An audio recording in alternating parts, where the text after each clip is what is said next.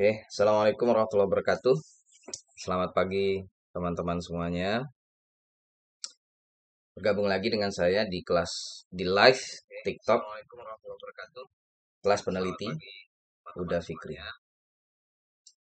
Bergabung lagi dengan saya di kelas di live TikTok kelas peneliti. Ya, kali ini kita insya Allah akan membahas tentang novelty ya, atau kebaruan dalam penelitian.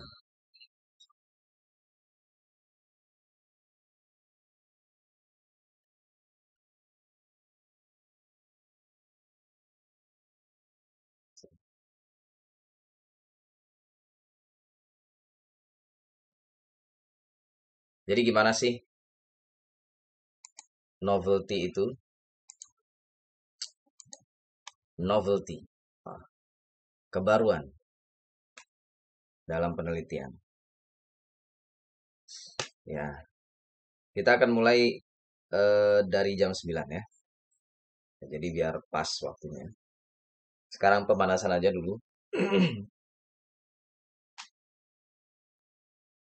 Novelty. Saya nggak tahu ya, kenapa kok di S1, dosen-dosen di S1 rata-rata, itu selalu menuntut mahasiswa novelty, novelty. Terutama kalau ketika mereka mengerjakan skripsi ya. Saya sendiri tidak merekomendasikan ya skripsi itu diberikan kepada mahasiswa S1. kecuali eh, apa ya, bukan dalam bentuk yang sekarang. Kalau sekarang kan kalau nggak lulus S1, ya kan, kalau nggak lulus skripsi berarti nggak lulus S1-nya.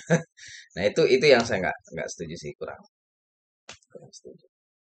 Yang belum nonton rekaman live saya yang Senin yang lalu, silakan tonton di YouTube saya ya, sudah ada di YouTube saya. Dan apa eh, di live yang sebelumnya kita membahas tentang bagaimana sih kurikulum atau sebaran mata kuliah yang ada di salah satu universitas di Amerika. Kebetulan Menteri Pendidikan kita ya yang sekarang, beliau kan belum belum lengser ya, belum turun.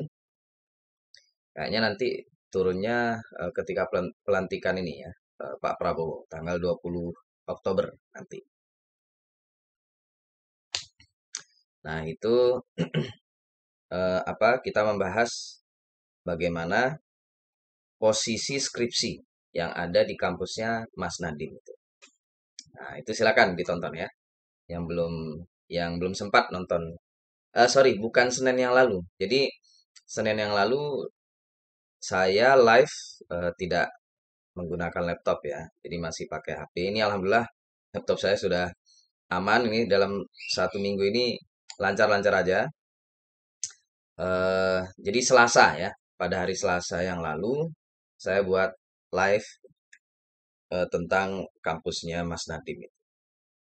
Dan ternyata memang ada skripsinya ya. Namanya atau istilahnya di sana disebut dengan senior thesis ya. Jadi thesis atau tesis senior. Di prodi dia ya, prodi HI itu ya, International Relationship. Tapi di beberapa prodi yang lain juga ada yang mewajibkan senior thesis atau skripsi itu, ada juga yang tidak mewajibkan ya, atau optional.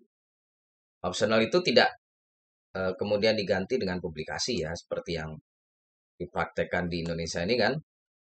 Kamu pilihannya cuma dua kalau mau lulus S1. Kalau nggak skripsi ya publikasi, ya nggak gitu juga. Jadi kalau kalau tidak mengambil skripsi ya udah, gantinya jangan publikasi juga gitu loh. Jadi course work aja gitu atau by course aja. Jadi nanti nilai-nilai eh, mata kuliahnya aja yang ini namanya diakumulasi gitu. Jadi mungkin contoh ya, kalau mereka nilainya apa ya, atau IPK-nya sudah 3,5 secara akumulasi ya, IPK itu ya kumulatif ya. Nah, kalau 3,5 atau 3 gitu ya, mungkin idealnya 3. Kalau IPK-nya 3 ya udah lulus gitu aja loh, nggak usah ada yang lain-lain, ada publikasi atau skripsi gitu. Nah, itu kalau di kampusnya Mas Nadiem memang tetap ada sorry, di prodi ya, di prodinya Mas Nadiem di Brown University itu memang tetap ada ininya, skripsi atau disebut dengan senior thesis, tapi di prodi yang lain itu tidak wajib ya. Nah, gitu. Ya, silakan ditonton ya. Sudah ada di YouTube saya. Kalau kalian bingung apa nama YouTube saya sama ya dengan nama apa ini TikTok saya. Cuma mungkin kalau di TikTok ini kan ada tambahan B ya. Nah, itu kalau di YouTube ya Fikri Anda aja. Dan apa ya itu sih ya. Kalau di kampus di Amerika ya salah satunya kampusnya Mas Nadiem.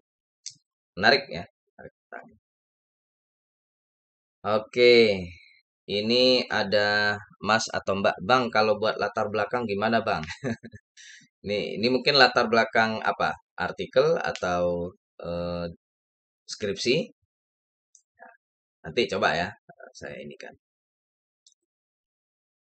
Ya sebenarnya gini ya teman-teman ya. Kalau menulis ya, kalau menulis itu gunakan ini. Saya selalu belajar menulis, apalagi menulis riset ataupun apa ini tidak hanya riset ya. Nih saya pakai ini ya. Nih amati, tiru, modifikasi. Ini saya nggak tahu. Ini tapi ini efektif ya. Ini konsep dari siapa atau bagaimana? Cuma saya selalu menulis itu pakai ini teman, ATM. Ya kalau kalau Anda tanya, ini Mas Lan, cara membuat latar belakang itu gimana? Tiru tulisan orang ya, skripsi ataupun artikel orang. Tiru cara menulisnya, sistematika. Coba nanti kalau sempat kita bahas ya. Cara menulis latar belakang menggunakan ATM, amati, tiru, dan modifikasi itu seperti apa. Nanti saya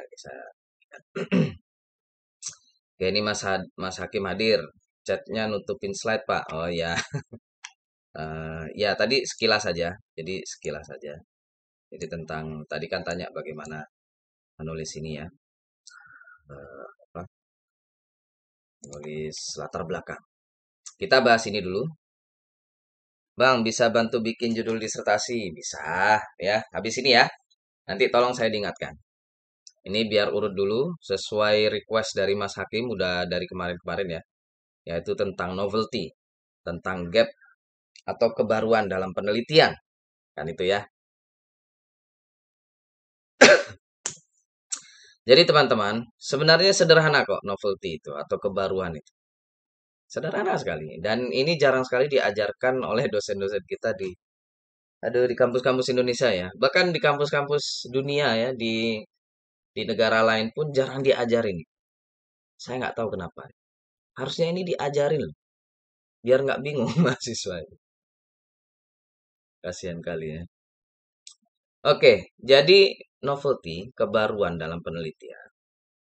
Setidaknya ada tujuh macam ya. Ada berapa? Ada 7. Ada yang tahu nggak? Jadi yang namanya penelitian dibilang baru ya.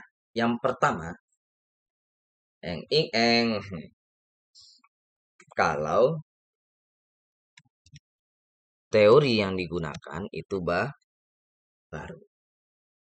Teori yang digunakan itu baru. Bukan teori yang ditemukan itu baru. Bukan ya.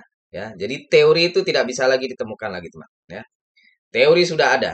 Tidak bisa kita menemukan teori lagi. Paham ya? Nah, nah, jadi maksudnya di sini ya, novelty atau kebaruan penelitian dalam aspek teori adalah teori yang digunakan dalam penelitian Anda. Nah, ini bingung ya. Karena biasanya apalagi kalau di S3 ya. Di S3 itu aduh salah kaprah dari dulu itu. Jadi anggapannya kalau di S3 itu mahasiswa S3 harus menciptakan teori baru. Ya enggak? Itu salah itu. Mana ada aduh apalagi yang mahasiswa S3 yang udah apa akademisi ataupun peneliti ya ataupun scholar ya. Scholar itu bahasa ininya apa ya? Yang paling pas. Ya pokoknya gitulah. Pakar ya, yang selevel pakar di saat ini ya. Itu belum tentu bisa menciptakan teori baru, nggak bisa. Jadi bukan artinya membuat teori baru, tapi menggunakan teori yang baru. Nah, ini dalam tanda petik baru itu seperti apa nanti saya jelasin ya. Itu yang pertama ya. Jadi teori yang digunakan itu baru. Kalau Anda melakukan sebuah penelitian ya, yang disebut baru paham nggak di sini? Ini takutnya baru ini Anda bingung lagi. Ini ya, yang namanya baru itu begini. Kelihatan nggak? Nah, yang namanya baru dalam dunia penelitian, intinya ini loh, apa? Belum pernah dilakukan oleh peneliti sebelumnya. Intinya itu udah. Nah, kalau dibilang ya teori yang digunakan baru, artinya apa? Artinya teori yang Anda gunakan dalam penelitian itu belum digunakan oleh peneliti-peneliti sebelumnya. Itu yang dimaksud baru itu begitu loh. Paham nggak di sini? Ya. Teman-teman kalau betul-betul ingin belajar ya sekarang ya di live saya, coba ketika Anda paham, coba bilang paham gitu ya. Coba di komen ya. Jadi biar biar saya yakin Anda ini paham. Jadi kita bisa langsung move on ya, bisa langsung pindah ke penjelasan selanjutnya. Oke ya. Jadi yang dimaksud baru, novel ya. Novel itu artinya baru, novel ya. Novelty itu kebaruan. Yang dimaksud baru adalah belum dilakukan oleh para peneliti sebelumnya. Gitu ya. Nah, kalau dibilang baru secara teoritik, secara teorinya ini baru, artinya teori ini ya yang Anda gunakan dalam penelitian Anda itu belum digunakan oleh para peneliti sebelumnya. Paham ya? Sampai sini ya. Nah, sudah. Sementara itu dulu ya. Nanti gimana menentukan ini teorinya baru belum digunakan oleh para peneliti sebelumnya itu seperti apa, Pak? Begitu ya mungkin ya. Nanti. Ini biar paham. Nah, pertama ya, yang namanya penelitian Anda disebut novel atau baru itu teorinya baru.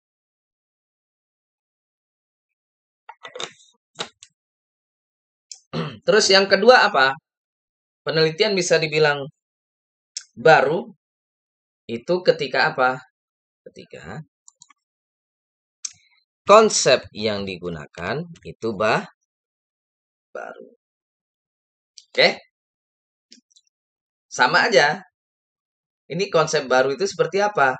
Konsep yang Anda gunakan di dalam penelitian Anda itu belum digunakan oleh para peneliti-peneliti sebelum. Apa bedanya konsep dengan teori nanti ya habis ini? Ya, biar ini ya, biar berjenjang. Ini saya itu kalau mengajar atau memberikan pemahaman itu harus rentet. Jadi biar biar Anda nggak ini. Ya memang akhirnya ada gap ya. Gap itu maksudnya ini kok nggak paham nanti ya. Jadi ini depending dulu ketidakpahamannya dalam penjelasan saya nanti ya. Sementara ini Anda harus paham. Yaitu kebaruan itu pertama kebaruan dalam hal teori. Terus yang kedua kebaruan dalam hal konsep. Paham ya? Terus yang ketiga, penelitian bisa disebut baru jika apa? Jika, bentar ya, saya contek ini. Ini biar urut aja. Saya urut-urutannya kadang lupa saya. Nah, ini. Jika empirisnya atau empiriknya itu juga baru. Empirik itu apa? Empirik itu ya artinya ini terutama kalau penelitian Anda penelitian berbasis empirik ya, berbasis data ya, berbasis ya empirik ya. Yang namanya penelitian berbasis empirik itu artinya ada data di situ, ada penelitian lapangan. Ya, jadi eh, data yang Anda gunakan itu berbeda dengan data-data yang digunakan oleh para peneliti sebelum. Itu maksudnya ya. Paham sampai sini?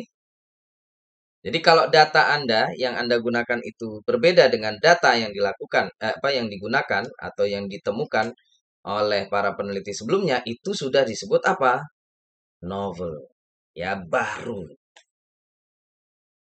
Oke, ini nggak ada loh di bangku kuliah. Aduh, kadang gimana lah ya di kampus-kampus kita ini. Terus yang keempat, penelitian bisa disebut baru itu jika ini metode yang digunakan, metode penelitian maksudnya ya.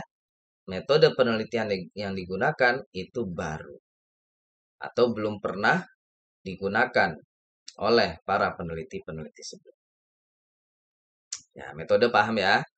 Ya, kalau metode ini mudah lah. Apa ya? Kalau kalau teori tadi boleh. Saya ini teman-teman ya, mumpung lagi bahas teori, saya insya Allah ada webinar ya. Jadi kenapa saya buat webinar tidak live TikTok saja? Jadi mungkin biar biar lebih ini ya teman-teman ya, lebih fokus dan yang betul-betul mau belajar aja. Jadi biar biar apa ini namanya eh, targeted gitu ya. Jadi sesuai, terutama yang mau belajar tentang teori. Ada banyak teori ya. Saya insya Allah akan membuat webinar ya lewat Zoom secara rutin sebulan sekali insya Allah membahas tentang teori dan bagaimana menerapkan teori itu ke dalam praktik. Praktik itu nanti ada dua, yaitu menerapkan teori ke dalam penelitian, yang kedua menerapkan teori ke dalam praktik ini ya, apa namanya, bidang keilmuannya. Tergantung nanti bidang keilmuan Anda apa. Kalau pendidikan ya, bagaimana menerapkan teori, suatu teori, teori pendidikan ke dalam praktik pendidikannya, mengajarkannya. Ya, jadi dua itu nanti. Nah, ini penting kenapa harus ada teori to practice. Karena kalau belajar teori tok ya, kita belajar ini ya kayak di kayak di kuliah itu kan belajar ininya aja kan, teorinya begini. Ini kamu harus tahu teori ini, tapi nggak dijelasin gimana menerapkan teori ini ya ke dalam praktek. Nah, ini yang penting sebenarnya ya. Dan ini yang membuat mahasiswa bingung kan itu kan. Ya, kita cuma disuruh ini presentasi menjelaskan teori ini, teori itu dan tapi nggak dijelasin gimana caranya menerapkan teori ini ke dalam praktek ya. Praktek itu ada dua, yaitu ke dalam penelitian, ke dalam bidang keilmuannya masing-masing. Kalau pendidikan ya ke dalam pendidikannya. Nah, insya Allah ini pada tanggal 5 hari Sabtu tanggal 5 Oktober jam 10 pagi ya, WIB saya akan membahas ini. Silakan yang belum mendaftar, ini gampang ya, tulis saja bit.ly webinar iRecord. Ya, nanti saya nggak tahu bisa nggak yang ngirim ke sini. Kayaknya bisa ke komen ya, saya kirimin ya. Bentar ya. Terutama nanti Anda setelah mengisi Google Form itu ada link ke grup WhatsApp-nya ya. Jadi di situ nanti akan saya share link Zoom-nya. Biar biar sesuai target aja ya teman-teman ya.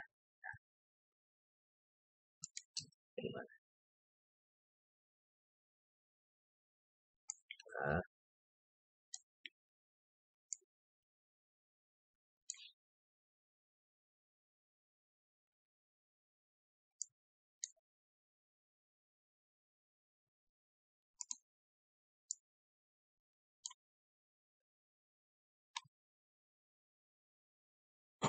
nah ini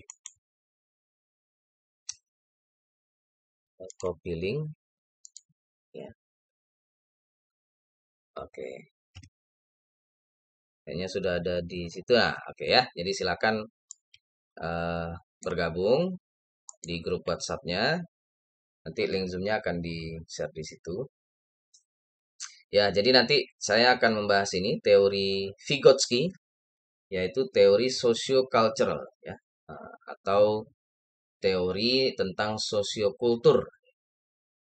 Nah, dan bagaimana penerapannya ke dalam ini, yaitu Google Docs Supported Collaborative Writing ya. Jadi bagaimana menerapkan teori Vygotsky ini dalam ini ya, menulis kolaboratif menggunakan Google Docs ya. Ini karena kebetulan saya bidangnya adalah pendidikan bahasa Inggris.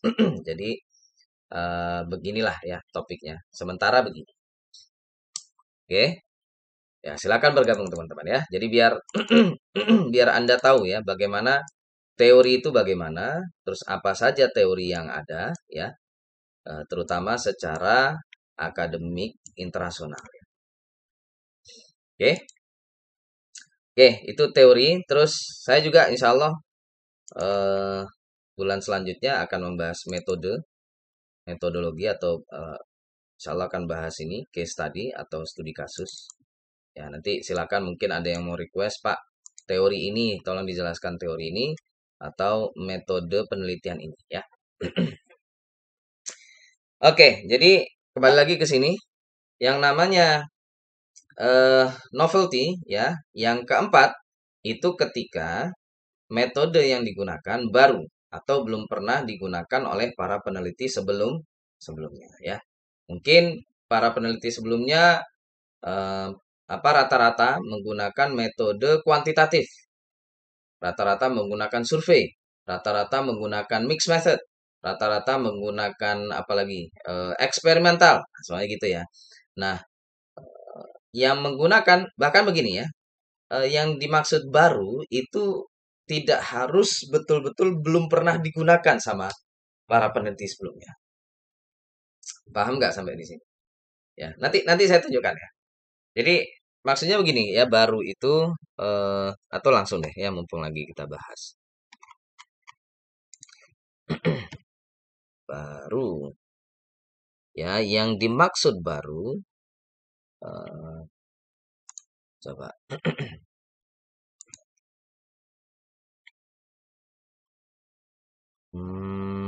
hierarchy. Kelihatan ya. Oke. Yang dimaksud baru itu bisa jadi ada dua ya.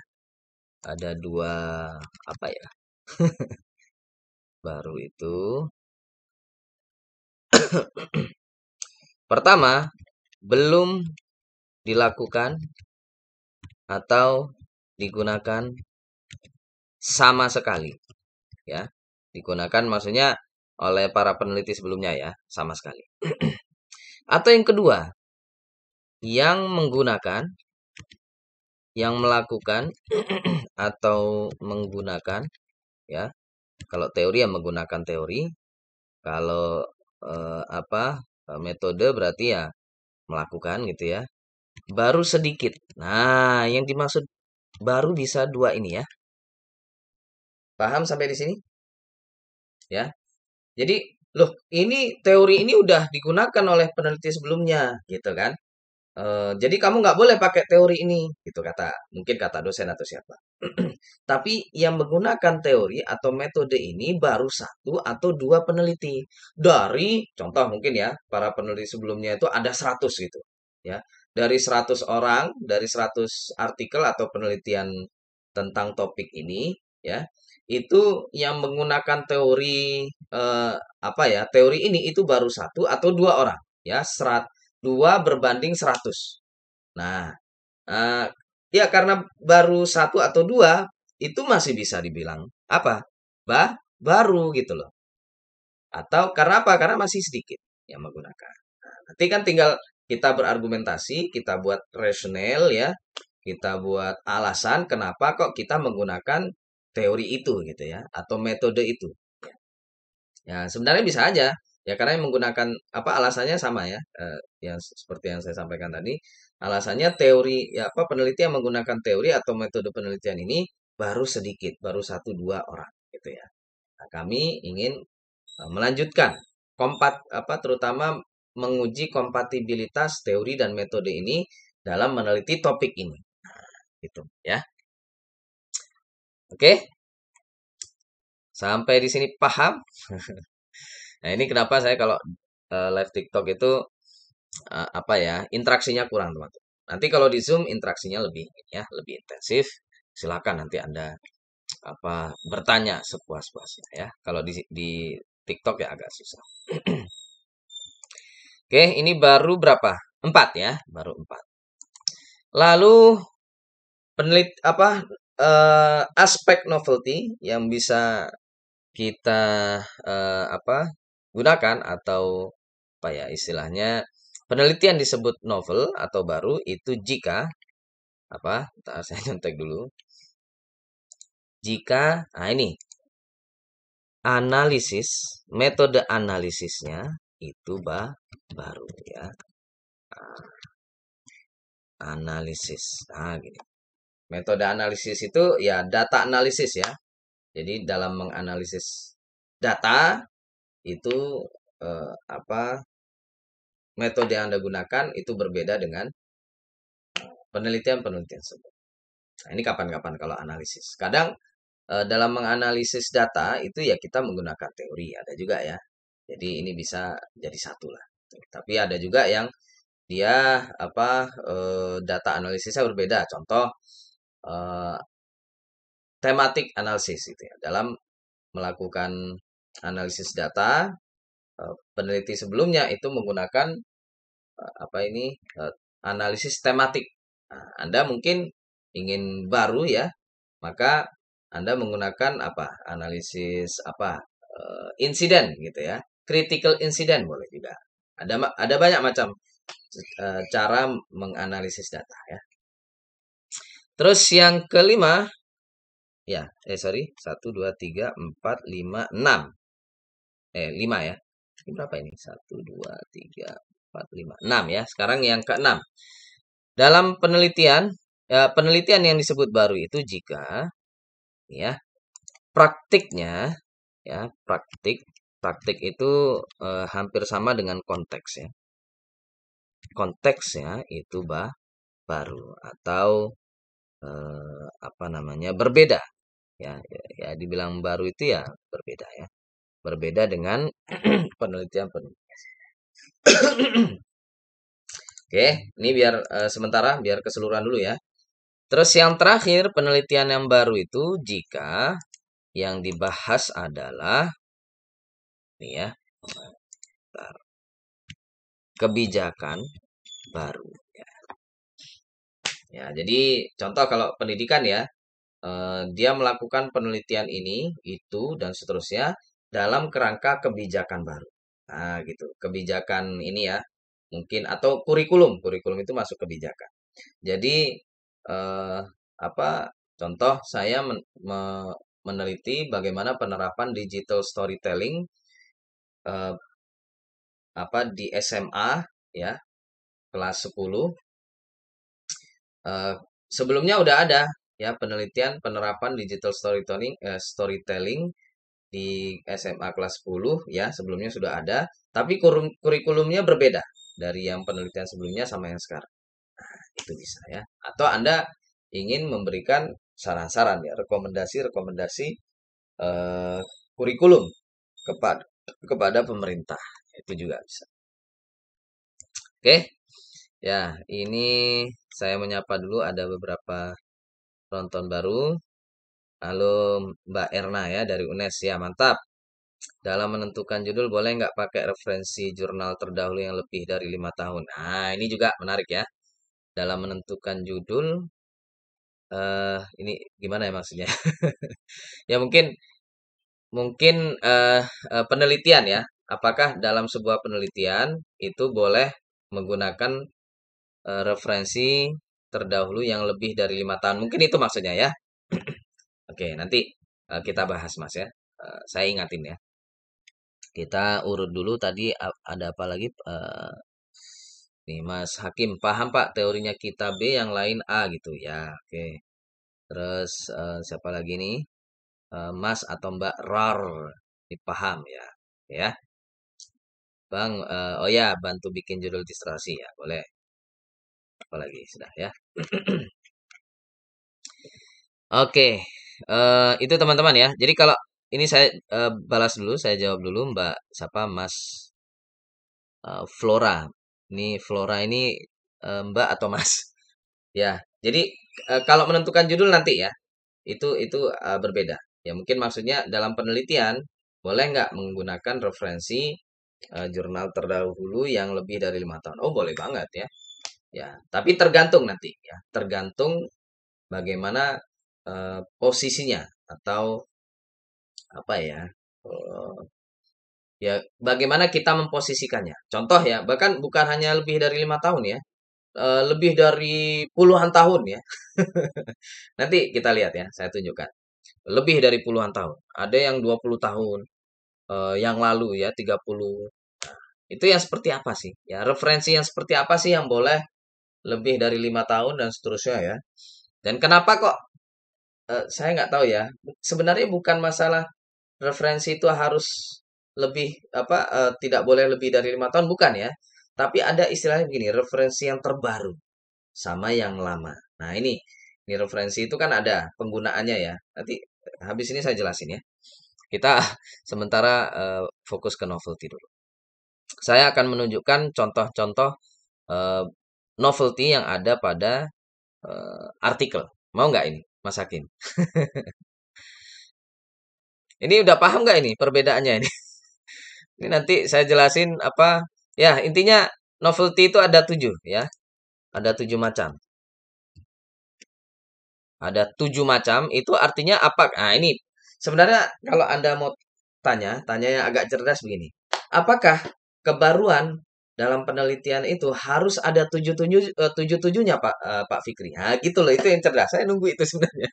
Apakah dalam satu penelitian dibilang biar penelitian itu dibilang baru, teorinya harus baru, konsepnya harus baru, terus empiriknya atau datanya baru, metodenya baru, analisisnya baru, praktik atau konteksnya baru, kebijakannya baru. Apa harus semuanya baru ya? Jadi tujuh-tujuhnya harus ada dalam penelitian Anda. Nah, harusnya itu yang Anda tanyakan. Nah, karena tidak ada yang bertanya, biar saya yang bertanya. Nah, jadi, apakah semuanya harus ada dalam satu penelitian? Jawabannya tidak harus. Ya, susah ini kalau tujuh-tujuhnya harus ada ya, harus baru itu susah ini. Ah, kalau saya begini, kalau untuk anak S1 seandainya memang skripsi tetap diwajibkan atau menulis penelitian ya, penelitian ya atau melakukan penelitian dan menuliskan hasil penelitiannya itu jangan tujuh-tujuhnya ya, satu aja. Itu udah bagus ya. Jadi yang baru itu satu aja udah cukup. Apa kalau saya ya untuk anak S1 kebaruannya cukup di sini. Apa ini? Ya dari segi praktik atau konteksnya. Ini aja. Atau bahkan nggak harus juga ya. Ya sebenarnya bisa lah dalam dalam hal praktek atau konteks. Konteks itu artinya gini teman-teman ya. Terutama konteks negara ya. Yang paling sering itu konteks negara. Penelitian tentang digital storytelling itu sudah banyak dilakukan di negara lain. Nah, ini contoh aja ya. Anda mungkin bertanya digital storytelling itu apa? Coba saya tulisin di sini ya. Di mana ini? Ya, gini ya. Kapan-kapan lah. Ini karena kebetulan penelitian saya kemarin ya, waktu S3 itu membahas tentang ini, digital storytelling. Digital storytelling. Saya kebetulan penelitian saya tentang. Nah, di negara-negara yang lain itu udah banyak, tapi ya penelitian tentang digital storytelling di Indonesia itu belum ada. Nah, ya, udah pakai terus, ambil itu terus ya, topik itu di bagaimana caranya menentukan penelitian ini belum dilakukan di Indonesia? Nah, ini. Nah, habis itu ya, habis itu saya jelaskan. Saya ingin menunjukkan contoh-contoh kebaruan dalam segi ini ya. Dalam segi teori, dari segi konsep atau mau nggak ini? Saya tunjukkan ini. Sebelum ini saya jawab pertanyaan-pertanyaan Anda. Ini ada Mas Dewa. Gimana ya Pak cari studi kasus dari suatu tema supaya mudah? Ada saya nggak paham ini maksudnya apa. Mencari studi kasus dari suatu tema supaya mudah. Saya kurang paham ini, Mas Dewa mungkin bisa dielaborasi lagi. Maksudnya gimana? Apa maksudnya mencari referensi artikel tentang yang apa ya artikel atau penelitian yang menggunakan metode studi kasus gitu ya? Ya, tentang suatu tema. Saya kurang paham sih. Terus ini boleh sedikit penjelasan perbedaan metode. Nah, ini kapan-kapan aja Mas ya. Panjang ini kalau mau dijelasin ya. Tentang metode penelitian. Research sites bisa jadi game nggak Pak? Saya nggak paham. Research site itu gimana maksudnya? Ya, nanti ya. Oke, saya ingin nunjukin contoh dari kebaruan-kebaruan tadi. Oh, dari tempat penelitiannya. Oh, nah itu yang jadi masalah Mas ya. Jadi kalau kalau maksudnya adalah konteks ya, konteks itu lebih banyak mengacu kepada negara, bukan tempat penelitian saja ya, tapi negara ya. Eh, Gimana ya? Coba ini deh ya, ini contoh. Saya kalau ingin menentukan teori yang mau kita gunakan ini baru atau tidak, ya, metode yang kita gunakan itu baru atau tidak, itu pertama ya, yang Anda harus lakukan adalah ini, teman-teman. Apa ini namanya? Reference mapping. Kelihatan nggak? Ya, jadi yang harus Anda lakukan pertama adalah pemetaan referensi. Nih, dan saya memetakan referensi itu ya pakai ini aja, pakai apa? Eh, bentar ya.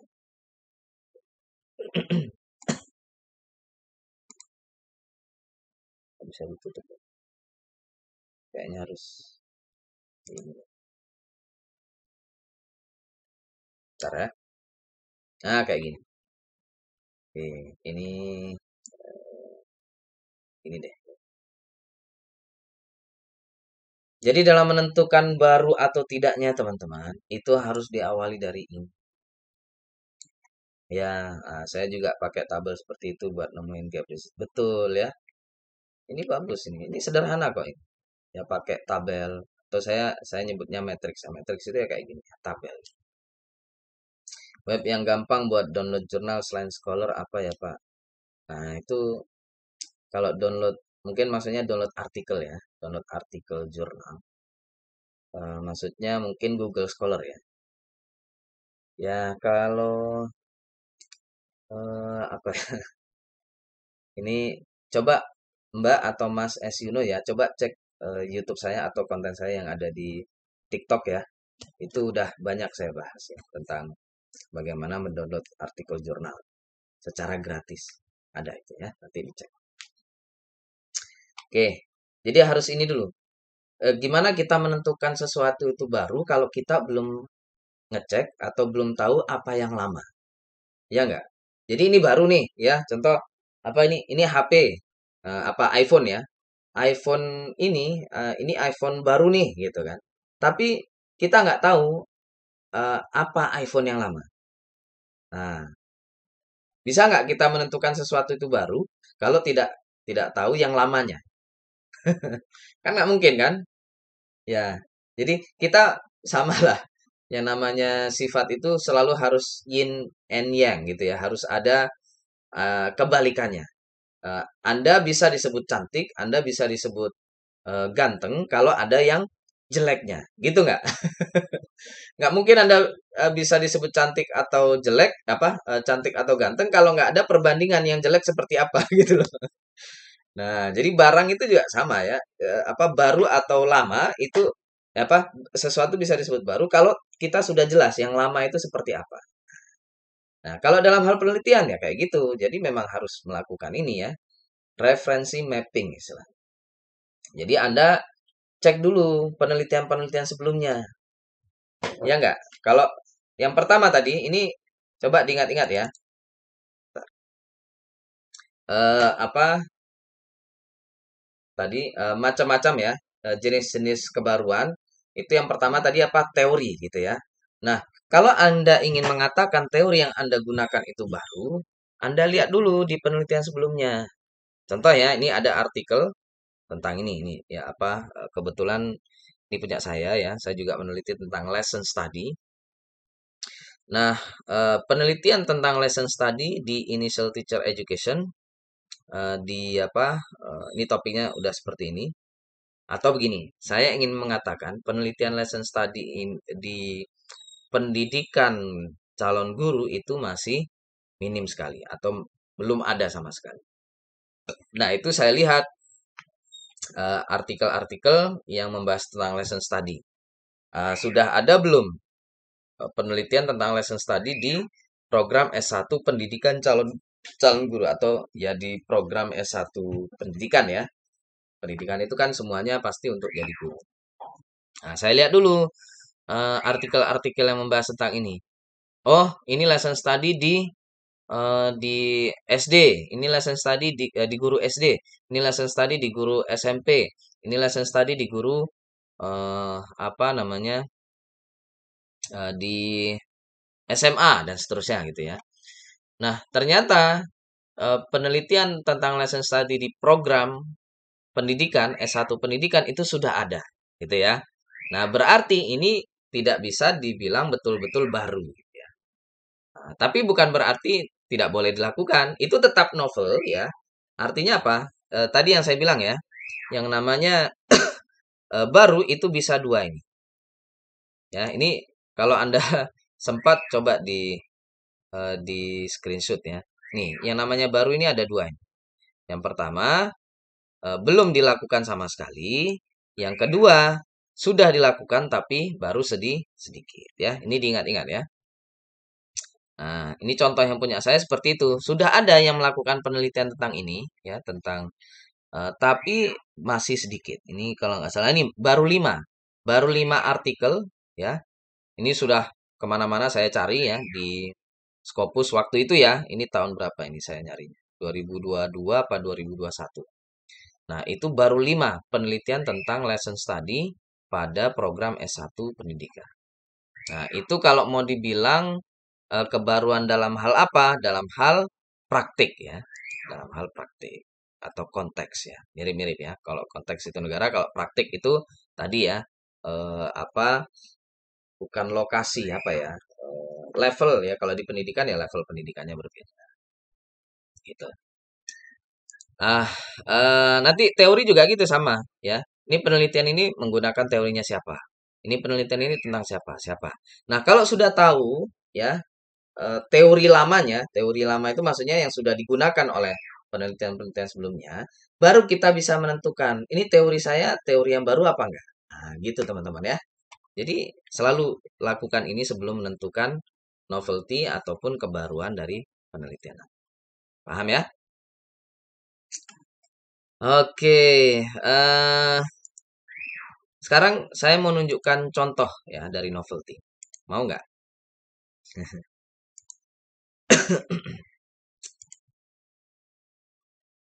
Ini mudah-mudahan Anda tercerahkan ya, teman. Oke, ini saya mau nunjukkan artikel tahun 2018. Bentar ya.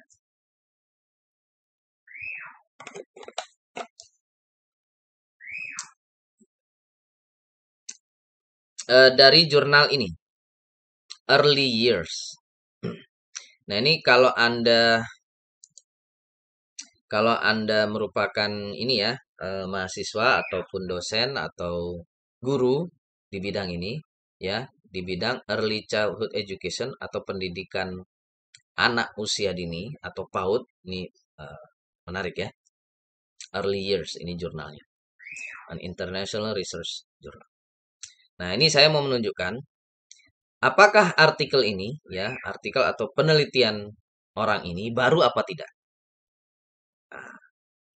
Gimana? Mau tahu lebih lanjut? Oke, jadi judulnya seperti ini. Developments, ya, pengembangan eh, early childhood education. Pengembangan pendidikan anak usia dini di Jordan. Jordan tahu ya, Jordania itu Timur Tengah ya. Jordania itu kalau Anda ini makanya sekalian ya belajar geografi juga. Geografi itu penting, teman.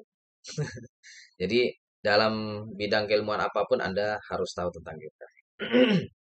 Jordania itu negara di Arab sana yang berbatasan langsung dengan Arab Saudi, Iran, dan juga Israel ya. Israel dan juga Palestina itu ya. Dan juga Mesir. Nah, itu ada di Jordania sana. Itu situs-situs bersejarahnya ya, situs-situs apa nabi-nabi itu banyak di Jordan. Kalau nggak salah situs nabi siapa aja ya di sana ya. Banyak kok di sana. Karena itu Arab apa ya, Jazirah Arab itu ya. Itu eh, paling banyak nabi-nabinya. Indo 4-1. Oh ya, Indonesia ya. Tim sepak bola Indonesia lawan Jordania, Indonesia menang 4-1. Mantap. Oke, apakah penelitian orang ini baru? Nah, kita lihat ya. Tulisannya kelihatan, teman-teman. Nah, gini ya. Eh, kita lihat dari judulnya. Nih, sebenarnya ya ini penelitian orang ini sudah jelas sekali ya kebaruannya. Apa ini kebaruannya? Kebaruan kontekstual. Tadi saya ingatin ya, yang namanya kebaruan kontekstual itu berdasarkan negara. Ketika dia menyebutkan negara, artinya dia sudah menyajikan kebaruan kontekstual. Paham ya? Nanti kalau ini Anda adopsi, Anda ATM ya, ATM amati, tiru, dan modifikasi, ini tinggal diganti aja. Ya, Indonesia. Developments of Early Childhood Education in Indonesia. Nah, itu setidaknya Anda apa berusaha untuk menunjukkan atau memunculkan kebaruan kontekstual. Paham ya? Ya, ini karena mungkin di TikTok ini Anda bisanya nonton lewat HP ya. Tapi mudah-mudahan ada kuat nonton dari HP ya. Atau saya nggak tahu kalau di laptop bisa nggak ya kita install TikTok gitu? Saya kurang tahu ya. Mudah-mudahan sebenarnya lebih enak lewat ini, lewat laptop ya bacanya dan seterusnya. Makanya nanti deh ya ikutin apa webinar saya, jadi bisa kita belajar langsung lewat laptop. Oke, ini ya sudah dapat kebaruan apa tadi konteks. Wah. Terus selanjutnya ya dalam menulis abstrak dan juga nanti apa ya latar belakang introduction itu latar belakang itu banyak sekali aspek yang harus Anda masukkan ya. Ini contohnya kenapa kok harus ada penelitian tentang PAUD di Jordan.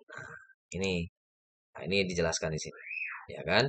Jordan telah menjadi salah satu negara terkemuka dalam hal pendidikan anak usia dini dan pengembangan pendidikan dan pengembangan anak usia dini di Timur Tengah dan Afrika Utara ya. Jadi biasanya digabung jadi satu ya, Middle East and North Africa atau MENA.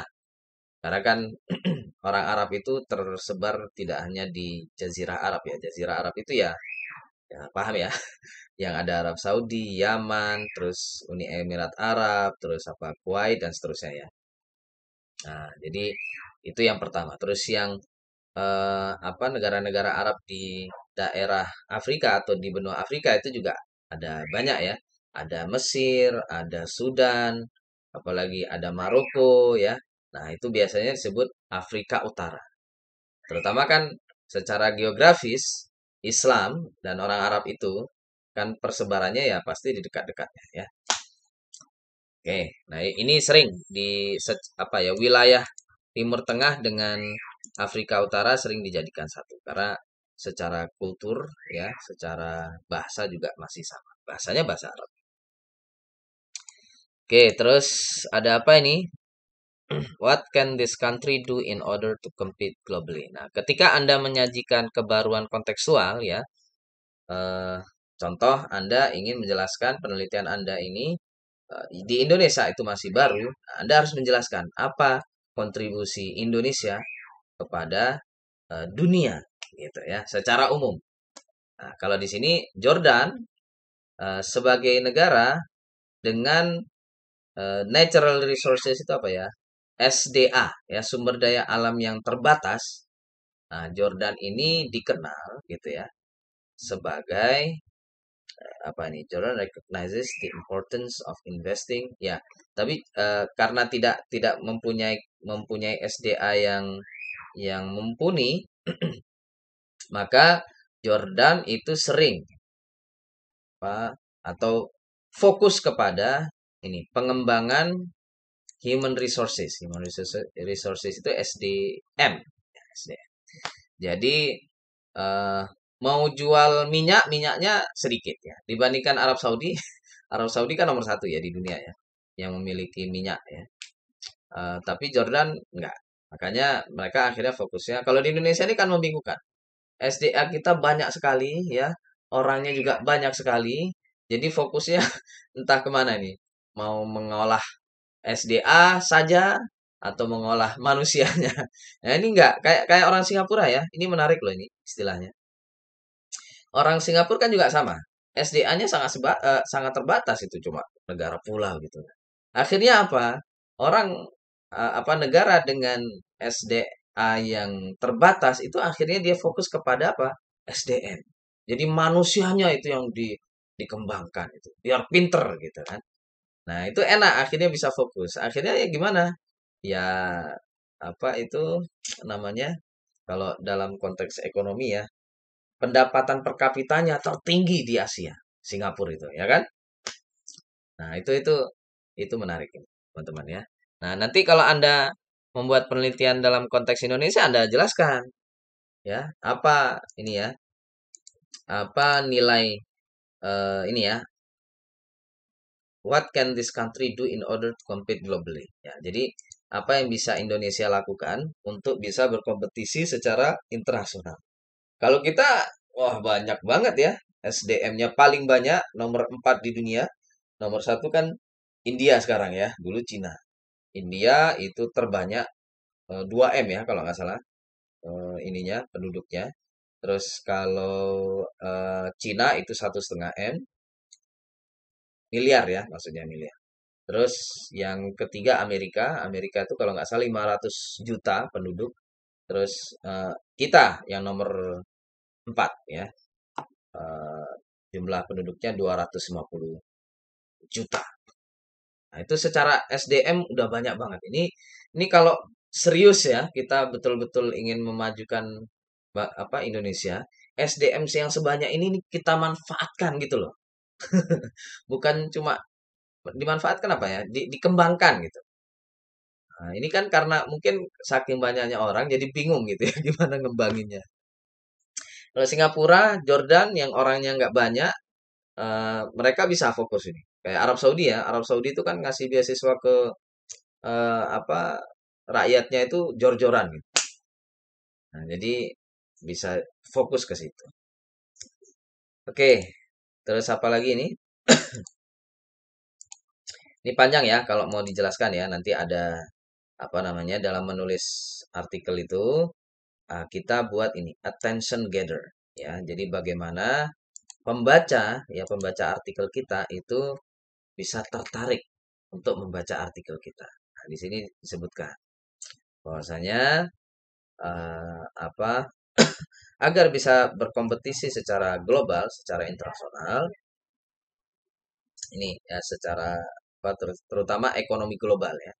Maka SDM-nya itu ditingkatkan, di mana mereka orang-orang Jordania itu bisa berkompetisi secara global ya. Ini ekonomi knowledge global. Jadi pengetahuan ekonomi global atau gimana ini ya bahasa Inggrisnya. Oke, nah ini baru di sini kita kontekstualisasikan. Setelah kita bilang tadi ya macam-macam ya, karena fokusnya kepada orang, kepada SDM, maka cara untuk meningkatkan SDM itu adalah melalui apa? Pendidikan. Itu satu-satunya. Terus mau melalui apa lagi? Meningkatkan SDM itu. Pendidikan itu penting sekali untuk meningkatkan SDM. Makanya kalau pendidikan amburadul ya SDM-nya bakal amburadul, ya. Terus apa lagi? Nah, di sini nanti ada elaborasi. Jelaskan ya. Jadi seperti apa sih apa proses pendidikannya gitu kan? Ini namanya apa elaborasi dari kontekstualisasi. Jadi pendidikan eh, jadi salah satu cara untuk meningkatkan SDM orang Jordania itu melalui pendidikan. Contohnya pendidikan anak usia dini. Ya. Nah, nanti tadi kan sudah dijelaskan ya, novelty-nya adalah novelty kontekstual. Jadi karena kontekstual maka selalu yang dibahas ya konteksnya, negaranya. Jordan, Jordan, Jordan. Nah, ini apa ini ya? Nanti what this paper discusses ya. Ini sudah jelas ya. Tadi novelty-nya adalah kontekstual. Nanti tinggal dijelasin aja bagaimana eh, pengembangan atau penerapan pendidikan anak usia dini di Jordan. Nanti dibahas di sini apa contoh ya ini attention gather ya. Jadi untuk menarik pembaca ini kita jelaskan. Nah, terus kita jelaskan juga ini penelitian sebelumnya. Ya. Apa ringkasannya dulu ya. Jadi ringkasan dari penelitian sebelumnya nih research evidence reveals that empirical evidence ya. Jadi, terus apa lagi? Evidence itu maksudnya ya penelitian-penelitian sebelumnya ya sudah menunjukkan bahwa pendidikan PAUD itu sangat krusial. Seterusnya. Nah, ini kalau kalau Anda ingin menulis introduction atau latar belakang artikel ini seperti ini Mas. Tadi kan ada yang tanya ya. Terus nanti kontribusi pendidikan PAUD itu seperti apa? Ini berdasarkan referensi yang Anda baca saja ya. Nah, di sini nanti ada ini. Meskipun ini konteks apa isu ya. Isunya seperti apa? Meskipun investment in EC gimana ya? Meskipun maksudnya begini, despite this itu maksudnya meskipun sudah banyak yang meneliti ya tentang pentingnya EC, EC itu ya ini ya apa early childhood apa tadi? Ini early childhood care and education penting, tapi investment itu gimana ya? Eh gini deh ya. Tapi tentang pentingnya pendidikan PAUD di Timur Tengah dan Afrika Utara itu masih rendah ya. Jadi ya masih masih belum banyak lah yang mengembangkan pendidikan PAUD di wilayah ini, di wilayah MENA. Terus apa lagi ya? Nah ini masih karena ini kebaruannya adalah dalam hal konteks, jadi semuanya membahas ini, membahas Jordan, Jordan, Jordan. Nah ini contohnya ya, Mas Hakim ya, cara menulis apa namanya menentukan novelty dari sebuah artikel atau penelitian. Ya dia cuma satu aja, ya kontekstual, kebaruannya cuma kontekstual. Gimana? Mau lanjut Mas? Itu baru satu artikel ini. Nah kita lanjut dulu ya. Ini artikel yang kedua dari jurnal Studies in Science Education, yaitu tentang pendidikan. Studies itu artinya penelitian ya, studies, apalagi research ya, penelitian dalam bidang pendidikan apa ini? Pendidikan alam ya. IPA ilmu pendidikan alam ya. Pendidikan IPA gitu. Sains itu IPA. Oke, judulnya begini, Teacher Noticing in Science Education. Do you see what I see? Jadi ini tentang ini ya, teacher noticing. Teacher noticing itu gimana ya? Eh, coba nanti kita lihat ya di artikelnya. Terus ada ini pertanyaannya. Apakah kamu melihat apa yang saya lihat? Jadi notice itu kan eh, apa ya? Kayak notification ya. Jadi notice itu verbnya, kata kerjanya, notification itu noun-nya, kata kata bendanya. Notification kan pemberitahuan ya. Nah, ini berarti teacher notice, notice itu tahu, teacher tahu. Ini bagaimana ini? Coba kita lihat. Oke, ini ya dari artikel ini kita lihat. Coba kayaknya minta ini deh.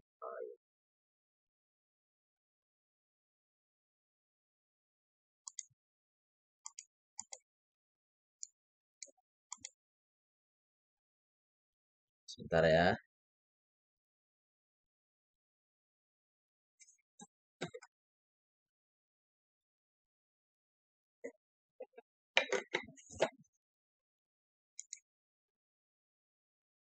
Apa ini?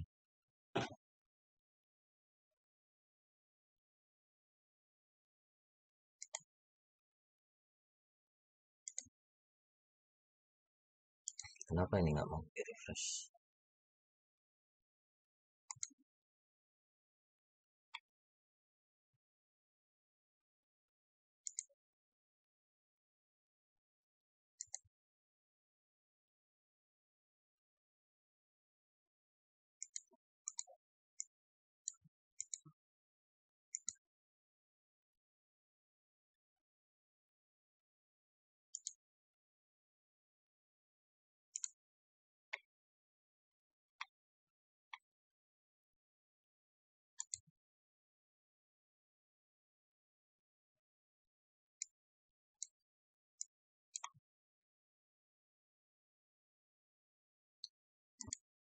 Bentar ya. Kayaknya mulai lemot nih.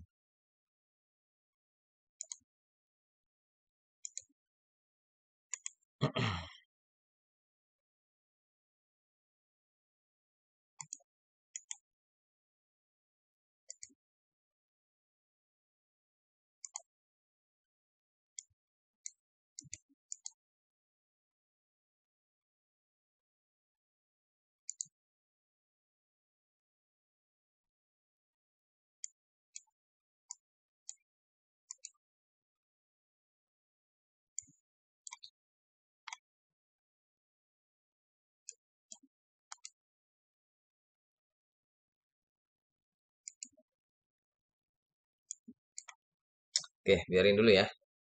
Ini saya nggak tahu kenapa ini error. Oke, kita lanjut dulu. Ini contoh yang kedua, teman-teman. Kalau yang tadi, kalau ada nama negara, itu kemungkinan besar kebaruannya adalah kontekstual ya. Kebaruan dalam hal konteks negara. Nah, kalau ini nggak ada negaranya nih. Teacher noticing in science education nggak ada negaranya. Ya, di judulnya nggak nampak ini novelty-nya. Terus dalam hal apa dia baru ya? Coba kita lihat. Nah, ini sama ya. Jadi ini sering ya. Jadi kalau nulis abstrak atau introduction pendahuluan itu kita jelasin ya. Yang menarik apa sih gitu. Nah, ini nanti bisa salah satunya. In recent years, teacher noticing has emerged as a contract to capture the dynamic. Nah, ini karena kebetulan membahas tentang teacher noticing, ya kita jelaskan ya bagaimana teacher noticing itu sih uh, pada saat ini. Gitu. Nah, ini ternyata begini. Untuk menangkap apa dinamika ini ya aspek-aspek dinamis dan situasional dalam kepakaran mengajar yang apa ini mendasari teachers in the moment. Ah ini nih in the moment gitu ya. Jadi yang mendasari tindakan-tindakan atau keputusan-keputusan apa ini ya, in the moment teaching. Para guru. Oke. Jadi teacher noticing, indicating the documentation of the issue. Ya, ini maksudnya eh, penelitian-penelitian terdahulu itu sudah seperti apa sih? Nah, ini dijelasin di sini. Ini harus ada teman-teman. Sering ya, kalau kita menulis penelitian itu bagaimana sih ringkasan dari penelitian terdahulunya bagaimana? Dibuat dalam satu kalimat. Nah ini kalau tentang teacher noticing ya, ya dijelaskan sudah pernah diteliti, gitu ya. Terutama tujuannya untuk apa? Untuk memahami bagaimana para guru attend to, make sense of. Nah ini. Jadi attend to itu bukan datang ya, tapi mungkin memahami ya. Bagaimana para guru memahami ini reasoning. Reasoning itu apa ya? Berpikir ya, sama sih. Apa? Berargumentasi ya, kemampuan berpikir dan matematika